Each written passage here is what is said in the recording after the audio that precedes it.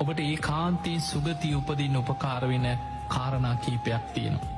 පළවෙනි දේ තමයි සද්ධාව.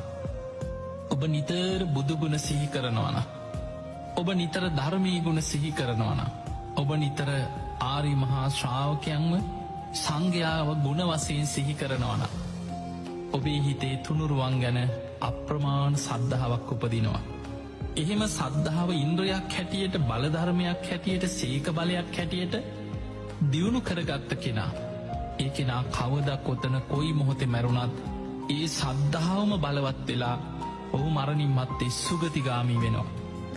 පිංහතුනි, දවසක් දෙවිවරු පිරිසක් දිවිය ලෝකෙ සතුටු එමින් ප්‍රීති ගෝසා කරනවා. දෙවිවරු බුදු කෙනෙක් පහළ වෙනකොට බුදුන් සරණ යන අය නිසා දිවිය පිරිස වැඩි වෙනවා කියලා දෙවියන් ප්‍රීති ගෝසා කරනවා.